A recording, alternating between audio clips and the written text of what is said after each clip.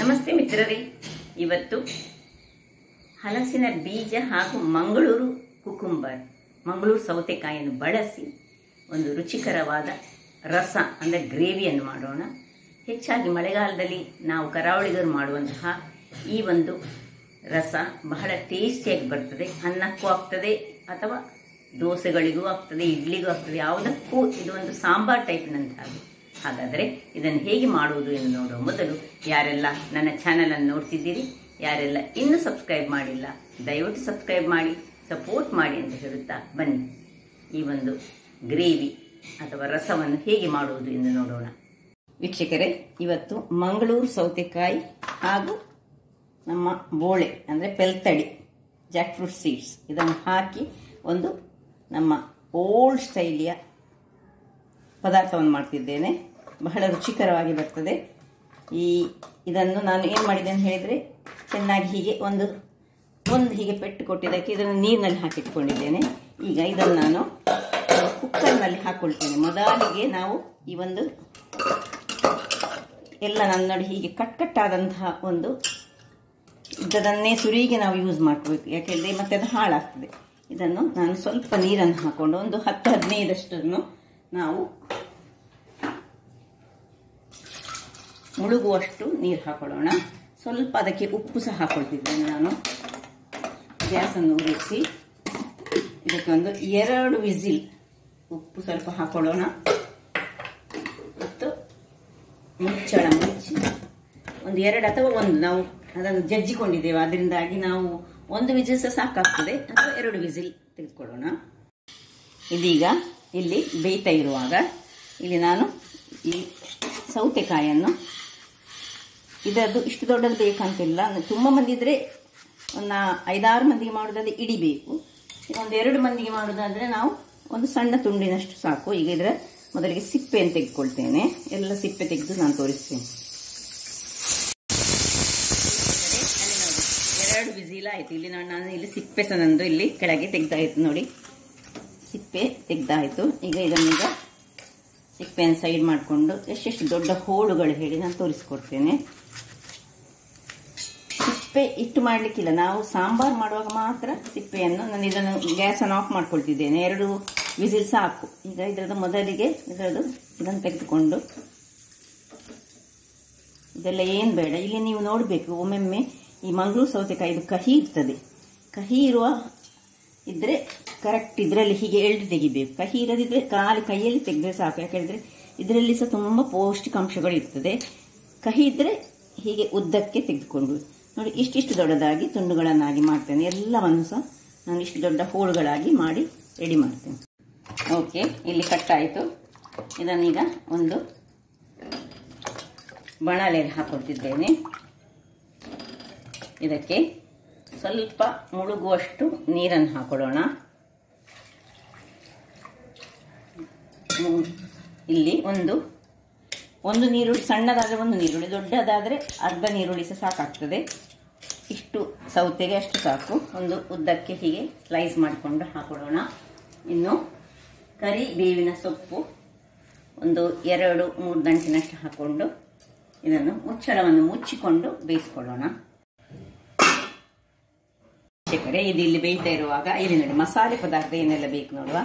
ಒಂದು ಸಣ್ಣ ತೆಂಗಿನ ಕಾಯಿ ಬೇಕು, ಅಂದರೆ ಇಷ್ಟು ಸಣ್ಣದಾದರೆ ಇಡೀ ಕಾಯಿ ಬೇಕು. ದೊಡ್ಡ ಕಾಯಿ ಆದರೆ ಅರ್ಧ ಗಡಿಯಷ್ಟು ಸಾಕು. ಮತ್ತು ಇಲ್ಲಿ 5 ಉದ್ದ ಮೆಣಸು, ಒಂದು ಗಿಡ್ಡ ಮೆಣಸು ತೆಗೆದುಕೊಂಡಿದ್ದೇನೆ. 1/2 ಚಮಚದಷ್ಟು ಕೊತ್ತಂಬರಿ ಬೀಜ, 1 ಚಮಚದಷ್ಟು ಜೀರಿಗೆ, ಒಂದು ಸಣ್ಣ 1/4 ಚಮಚದಷ್ಟು ಮೆಂತೆ ಮತ್ತು 4 ಒಳ್ಳೆ ಮೆಣಸು. ಮತ್ತು ಇಲ್ಲಿ ಸಾಸಿ ಯಾವಾಗಲೂ ನಾವು ಈ ಮಂಗಳೂರು ಸೌತೆ ಪದಾರ್ಥ ಮಾಡುವಾಗ ಒಂದು ಅರ್ಧ ಚಮಚದಷ್ಟು ಸಾಸಿವೆಯನ್ನು ಹಾಕಲೇಬೇಕು. ಅದು ಸ್ವಲ್ಪ ಶೀತ ಪ್ರವೃತ್ತಿಯವರಿಗೆ ಇದು ಬಹಳ ಉತ್ತಮ, ಯಾಕಂದರೆ ಇದು ಶೀತವನ್ನು ಶಮನ ಮಾಡುವಂತಹ ಶಕ್ತಿ ಇದರಲ್ಲಿ ಇರ್ತದಂತೆ. ಅದರಾಗಿ ಬಸಳೆ ಅಥವಾ ಈ ಸೌತೆ ಎಲ್ಲ ಮಾಡುವಾಗ ನಾವು ಅರ್ಧ ಚಮಚದಷ್ಟು ಸಾಸಿವೆಯನ್ನು ಹಾಕ್ಕೊಳ್ತೇವೆ. ಮತ್ತು ಇದು ಬೆಳ್ಳುಳ್ಳಿ ಒಗ್ಗರಣೆಗೆ ಬೇಕು, ಮತ್ತು ಕರಿಬೇವಿನ ಸೊಪ್ಪು ಒಗ್ಗರಣೆಗೆ ಬೇಕು. ಈಗ ಮೊದಲಿಗೆ ನಾವೇನು ಮಾಡುವ ಹೇಳಿದರೆ, ಇಲ್ಲಿ ನೋಡಿ ಇದು ಬೇಯ್ತಾ ಉಂಟು, ಬೇಯಲಿ ಅದು. ಇಲ್ಲಿ ಒಂದು ಗ್ಯಾಸನ್ನು ಉರಿಸಿಕೊಂಡು ನಾವು ಕಬ್ಬಿಣದ ಬಣಾಲಿಯಲ್ಲಿ ಮಸಾಲೆ ಫ್ರೈ ಮಾಡ್ಕೊಳ್ಳೋಣ. ಇಲ್ಲಿ ನೋಡಿ ಇದು ಸಹ ಬೆಂದಿದೆ ಇಲ್ಲಿ. ಇದನ್ನೀಗ ಸ್ವಲ್ಪ ತಣ್ಣಗಾಗಲಿಕ್ಕೆ ನಾವು ಒಂದು ಪಾತ್ರೆಗೆ ಹಾಕಿಟ್ಕೊಳ್ಳೋಣ. ಇದರ ನೀರು ಸಹ ನಮಗೆ ಮತ್ತೆ ಬೇಕು. ಯಾಕೆ ಹೇಳಿದರೆ ಇದರ ಸಿಪ್ಪೆಯನ್ನು ಈಗ ನಮಗೆ ತೆಗೆದುಕೊಳ್ಳಿಕೊಂಡು, ನಾನು ಯಾಕೆ ಇದರಲ್ಲಿ ಬೇಯಿಸಿಕೊಂಡು ಮತ್ತೆ ಸಿಪ್ಪೆ ತೆಗಿತೇನೆ ಹೇಳಿದರೆ, ಈಗ ಹೊಸ ನಾವು ಕಟ್ ಮಾಡಿದಂತಹ ಈ ಬೋಳೆಗಳು ಏನಾಗ್ತದೆ ಹೇಳಿದರೆ ಸಿಪ್ಪೆ ತೆಗಿಲಿಕ್ಕೆ ಕಷ್ಟ ಆಗ್ತದೆ. ಅದಕ್ಕೆ ಬೇಯಿಸಿ ಸಿಪ್ಪೆ ತೆಗಿಲಿಕ್ಕೆ ತುಂಬ ಸುಲಭ. ಹಾಗಾಗಿ ನಾನು ಸ್ವಲ್ಪ ಈಗ ಬಿಸಿ ಉಂಟು, ಇದನ್ನು ಸ್ವಲ್ಪ ತಣ್ಣಗಾಗಲಿಕ್ಕೆ ಇಡೋಣ. ಇಲ್ಲಿ ಬಿಸಿಯಾಗಿದೆ ಬಾಣಲೆ. ಅದಕ್ಕೆ ಸ್ವಲ್ಪವೇ ಸ್ವಲ್ಪ ಒಂದು ಚಮಚದಷ್ಟು ನಾವು ತೆಂಗಿನ ಎಣ್ಣೆಯನ್ನು ಹಾಕೊಳ್ಳೋಣ. ತೆಂಗಿನ ಎಣ್ಣೆಯನ್ನು ಹಾಕ್ಕೊಂಡು ಇಲ್ಲಿ ನೋಡಿ 4 ಉದ್ದ ಮೆಣಸು. ನಿಮಗೆ ಬೇಕಿದ್ದ ಖಾರ ಸ್ವಲ್ಪ ನಿಮಗೆ ಹೆಚ್ಚು ಬೇಕಿದ್ರೆ ಹೆಚ್ಚು ಹಾಕೊಳ್ಬೋದು. ಸ್ವಲ್ಪ ಅದನ್ನು ಸ್ವಲ್ಪ ಉಬ್ಬಿ ಬರುವಾಗ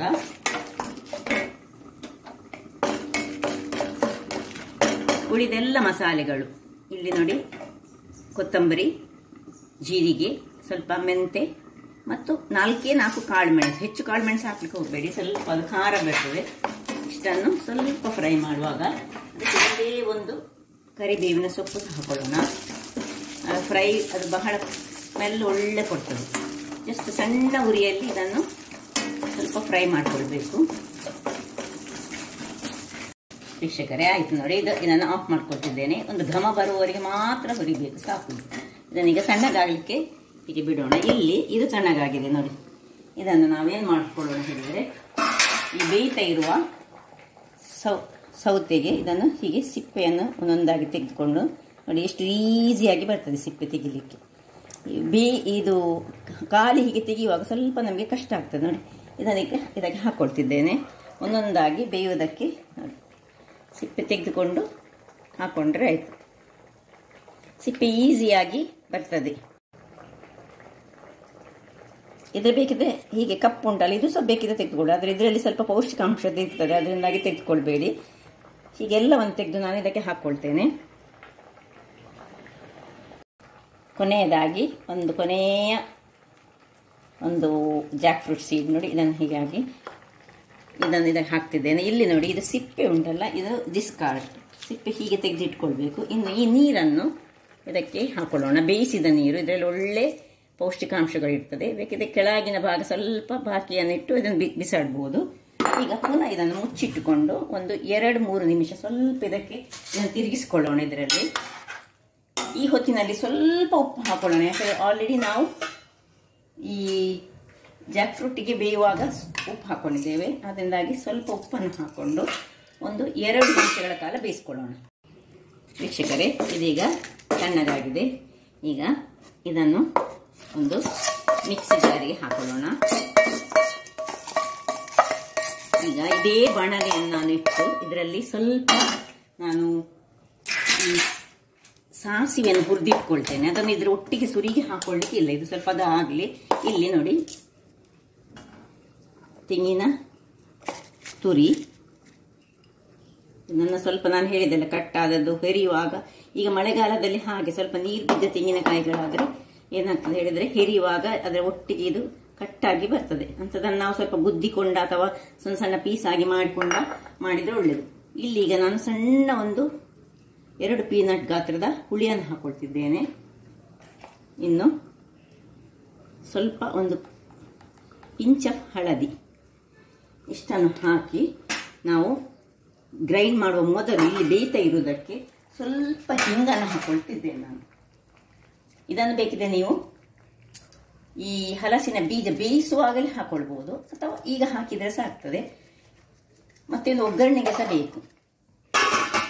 ಇಲ್ಲಿ ಇದು ಬಿಸಿಯಾಗಿದೆ. ಇದರಲ್ಲಿ ನಾನು ಅರ್ಧ ಚಮಚದಷ್ಟು ಸಾಸಿವೆಯನ್ನು ಹಾಕೊಳ್ತಿದ್ದೇನೆ. ನೋಡಿ, ಸಾಸಿವೆಯನ್ನು ಸಣ್ಣ ಉರಿಯಲ್ಲಿ ಕರಟಬಾರ್ದದು, ಸ್ವಲ್ಪ ಪಟ ಪಟ, ಏನು ಎಣ್ಣೆ ಗಿಣ್ಣೆ ಏನು ಬೇಡ, ಜಸ್ಟ್ ಅದೊಂದು ಪಟ್ ಪಟ್ ಒಡೆಯುವಾಗ ಇದನ್ನು ಆಫ್ ಮಾಡಿಕೊಂಡ್ರೆ ಆಯಿತು. ಆಯ್ತು ನೋಡಿ, ಒಡಿತಾ ಉಂಟು. ಆಫ್ ಮಾಡಿಕೊಂಡು ಇದನ್ನು ಅದರಲ್ಲೇ ತಣ್ಣಗಾಗಲಿಕ್ಕೆ ಬಿಡೋಣ. ಇಲ್ಲಿ ಇದಕ್ಕೆ ನೀರನ್ನು ಹಾಕ್ಕೊಂಡು ನಾವು ಒಳ್ಳೆ ಫೈನಾದ ಒಂದು ಗ್ರೇವಿಯನ್ನು ಮಾಡ್ಕೊಂಡು ತರೋಣ. ವೀಕ್ಷಕರೇ, ಇಲ್ಲಿ ನೋಡಿ, ಇಷ್ಟು ಇದು ಫುಲ್ ಗ್ರೈಂಡ್ ಆಗಲಿಲ್ಲ. ಈಗ ಈ ಹೊತ್ತಿನಲ್ಲಿ ನಾವು ಒಂದು ಅರ್ಧ ಚಮಚದಷ್ಟು ಇಷ್ಟಕ್ಕೆ ಅರ್ಧ ಚಮಚ, ನೀವು ಸ್ವಲ್ಪ ಹೆಚ್ಚು ಮಾಡಿದ್ರೆ 1 ಚಮಚ ಹಾಕೊಂಡ್ರೆ ಸಹ ಏನು ತೊಂದರೆ ಇಲ್ಲ. ಇದನ್ನೀಗ ಸಾಸಿವೆಯನ್ನು ಇದರಲ್ಲಿ ಹಾಕೊಂಡಿದ್ದೇನೆ ನಾನು. ಸಾಸಿವೆಯನ್ನು ಹಾಕ್ಕೊಂಡು ಇದನ್ನು ಪುನಃ ಗ್ರೈಂಡ್ ಮಾಡಿ ತರ್ತೇನೆ. ವೀಕ್ಷಕರೇ, ಇಲ್ಲಿ ನೋಡಿ, ಒಂದು ಸಾಸಿವೆಯನ್ನು ನಾನು ಒಂದು 4-5 ಸುತ್ತಿ ತಿರುಗಿಸ್ತಂದೆ. ಮೊದಲೇ ಚೆನ್ನಾಗಿ ಗ್ರೈಂಡ್ ಮಾಡಿ ಮತ್ತೆ ಕೊನೆಯಲ್ಲಿ ಸಾಸಿವೆಯನ್ನು ಹಾಕ್ಕೊಳ್ಬೇಕು. ಅದರ ಪರಿಮಳವೇ ಒಂದು ಬೇರೆ ಸೊಬಗು. ಇಲ್ಲಿ ನೋಡಿ, ಇದನ್ನು ತೆಗೆದುಕೊಂಡೆ, ಇದು ಕುದೀತಾ ಉಂಟು. ಇದಕ್ಕೆ ಇದನ್ನು ಶಿಫ್ಟ್ ಮಾಡ್ಕೊಳ್ತಿದ್ದೇನೆ.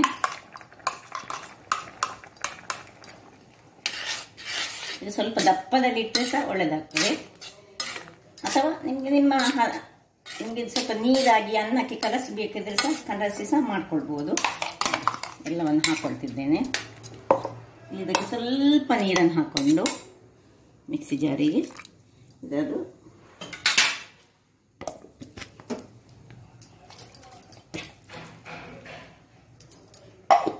ಇನ್ನು ಮುಚ್ಚಳವನ್ನು ಮುಚ್ಚಿಕೊಂಡು ಚೆನ್ನಾಗಿ ತಿರುಗಿಸ್ಕೊಳ್ಬೇಕು. ಈ ಹಂತದಲ್ಲಿ ನೀವು ನೋಡಬೇಕು, ನಿಮ್ಮ ಉಪ್ಪು ಸರಿ ಉಂಟಾ, ಹುಳಿ ಸರಿ ಉಂಟಾ. ನಾನು ಹೆಚ್ಚಾಗಿ ನಾನು ಬಿಂಬುಳಿ ಹಾಕಿ ಮಾಡ್ತೇನೆ. ನಾನು ಇವತ್ತು ನಿಮಗೆ ತೋರಿಸಿಗೋಸ್ಕರ ಹುಳಿಯನ್ನು ಯೂಸ್ ಮಾಡಿದ್ದು. ಬಿಂಬುಳಿ ಹಾಕಿದ್ರೆ ಸಹ ಬಹಳ ಚೆನ್ನಾಗಿ ಬರ್ತದೆ. ಸ್ವಲ್ಪ ಈಗ ಬೆಲ್ಲ ಹಾಕ್ಕೊಳ್ತೇನೆ, ಒಂದು ಪಿಂಚ್ ಆಫ್. ಇದು ಆಪ್ಷನಲ್, ನಿಮಗೆ ಬೇಕಿದ್ರೆ ಮಾತ್ರ ಹಾಕ್ಕೊಳ್ಬೋದು, ಬೇಕಿದ್ದವರು ಮಾತ್ರ ಹಾಕ್ಕೊಳ್ಳಿ. ಈಗ ಇದನ್ನು ಹೀಗೆ ತಿರುಗಿಸಿ ಸ್ವಲ್ಪ ಒಂದು ಒಳ್ಳೆ ಕುದಿಲಿಕ್ಕೆ ಬಿಡೋಣ. ವೀಕ್ಷಕರೇ, ಇಲ್ಲಿ ನೋಡಿ, ಒಳ್ಳೆ ಕುದಿತಾ ಉಂಟು. ಈಗ ಇದನ್ನು ಹೀಗೆ ತಿರುಗಿಸಿ ಸ್ವಲ್ಪ ಸಿಮ್ಮಲ್ಲಿ ಇಟ್ಕೊಳ್ಳೋಣ. ಸಿಮ್ಮಲ್ಲಿಟ್ಟು ಮುಚ್ಚಳ ಇಲ್ಲಿ ಹಾಗೆ ಮುಚ್ಕೊಳ್ಳೋಣ. ಇಲ್ಲಿ ಒಂದು ಅದೇ ಬಾಣಲೆಯಲ್ಲಿ ನಾನು ಗ್ಯಾಸನ್ನು ಉರಿಸ್ಕೊಳ್ತೇನೆ. ಇದಕ್ಕೆ ಈಗ ಇಲ್ಲಿ ನೋಡಿ 4-5 ದೊಡ್ಡ ದೊಡ್ಡ ಬೆಳ್ಳುಳ್ಳಿಗಳನ್ನು ನಾನಿಲ್ಲಿ ಗುದ್ದಿಕೊಳ್ತೇನೆ.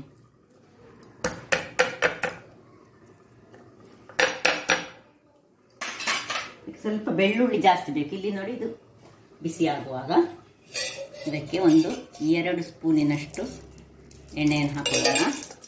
ಮತ್ತು ಬೆಳ್ಳುಳ್ಳಿಯನ್ನು ಹಾಕ್ಕೊಳ್ತಿದ್ದೇನೆ, ಗುದ್ದಿದ ಬೆಳ್ಳುಳ್ಳಿ.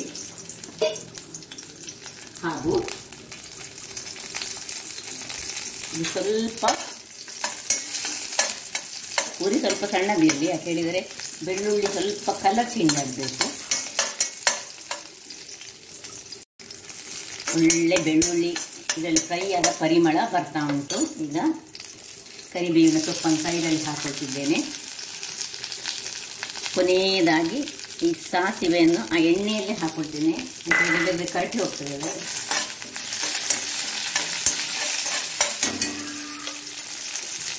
ಒಂದು ಕಾಯಿ ಮೆಣಸು, ಅಂದರೆ ಒಣಗಿದ ಮೆಣಸು, ರೆಡ್ ಚಿಲ್ಲಿ. ಇನ್ನು ಇದು ಪಟ ಹೇಳುವಾಗ ಇದನ್ನು ಆಫ್ ಮಾಡ್ಕೊಳ್ತಿದ್ದೇನೆ. ಇನ್ನು ಸ್ವಲ್ಪ ಹಿಂಗನ್ನು ಆಫ್ ಮಾಡಿಕೊಂಡು ಇದಕ್ಕೆ ಹಾಕ್ಕೊಳ್ತಿದ್ದೇನೆ. ಹಿಂಗೆಲ್ಲ ಆಪ್ಷನಲ್, ಬೆಳ್ಳುಳ್ಳಿಯ ಇದು ಬೇಡದವರು ಬೆಳ್ಳುಳ್ಳಿ ಇದು, ಆದರೆ ಬೆಳ್ಳುಳ್ಳಿಯ ಒಗ್ಗರಣೆಯೇ ಇದಕ್ಕೆ ಒಂದು, ನಮ್ಮ ಹಿರಿಯರು ಇದಕ್ಕೆ ಬೆಳ್ಳುಳ್ಳಿ ಒಗ್ಗರಣೆನೇ ಕೊಟ್ಟು ಮಾಡ್ತಿದ್ದಾರೆ. ಘಮ ಘಮ ಬರ್ತಾ ಉಂಟು. ಇಲ್ಲಿ ಇದನ್ನೀಗ ಆಫ್ ಮಾಡ್ಕೊಳ್ತಿದ್ದೇನೆ. ಆಫ್ ಮಾಡಿಕೊಂಡು ಇದನ್ನು ಇದಕ್ಕೆ ಶಿಫ್ಟ್ ಮಾಡ್ಕೊಳ್ತಿದ್ದೇನೆ ನಾನು.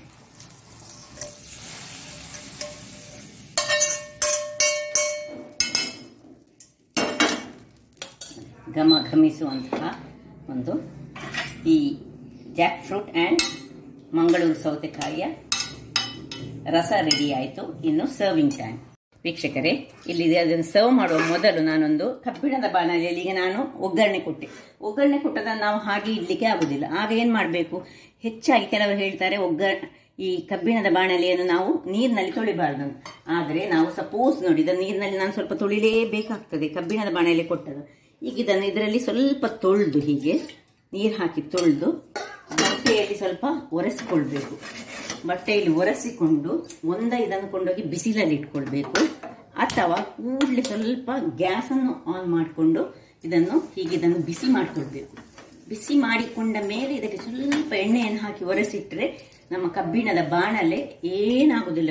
ಎಷ್ಟು ವರ್ಷ ಹೋದ್ರೆ ಸಹ ಅದು ಕಬ್ಬಿಣದ ಬಾಣಲೆಯಲ್ಲಿ ನಾವು ಏನೇ ಒಂದು ಆಹಾರ ಪದಾರ್ಥ ಮಾಡಿದ್ರೆ ಬಹಳ ಆರೋಗ್ಯಕ್ಕೆ ಉತ್ತಮ. ಅದರಿಂದಾಗಿ ಇದನ್ನು ಮೇಂಟೈನ್ ಮಾಡಲಿಕ್ಕೆ ಕೆಲವರಿಗೆ ಗೊತ್ತಿರುವುದಿಲ್ಲ. ಅದರಲ್ಲಿ ತುಕ್ಕು ಬರ್ತದೆ ತುಂಬಾ ಮಂದಿ ಹೇಳ್ತಾರೆ.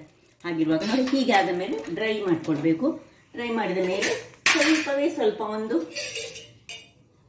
ಹೀಗೆ ಎಣ್ಣೆಯ ಪಸೆಯನ್ನು ಹಾಕಿ ಅದನ್ನು ನಾವು ನೋಡಿ ಹೀಗೆ ಬಾಳೆ ಇದ್ದಿದ್ರೆ ಅಥವಾ ಬ್ರಷ್ ಇದ್ರೆ ಅದನ್ನು ಹೀಗೆ ಮಾಡಿಕೊಂಡು ಇದಕ್ಕೆ ಎಣ್ಣೆಯನ್ನು ಸವರಿಕೊಂಡು ಇಟ್ಟರೆ ಇದು ಏನು ಹಾಳೇ ಆಗುದಿಲ್ಲ.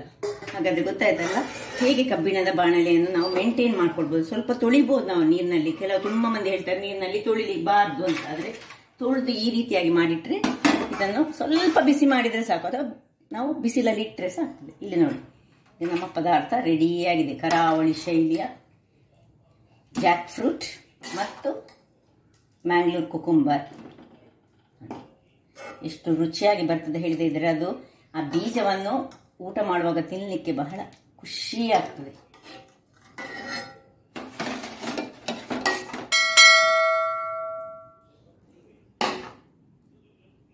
ಹಾಗಾದರೆ ನೋಡಿದ್ರಲ್ಲ ವೀಕ್ಷಕರೇ, ಒಂದು ಸುಲಭ ವಿಧಾನದಿಂದ ಏನಿಲ್ಲ, ಸ್ವಲ್ಪ ಮಸಾಲೆ, ಈ ಮಸಾಲೆಗಳನ್ನು ನಾವು ಮೊದಲೇ ಹುರಿದಿಟ್ಕೊಂಡು ಪೌಡರ್ ಮಾಡಿಟ್ಕೊಂಡು ಮಾಡಿದರೆ ಸಹ ಆಗ್ತದೆ.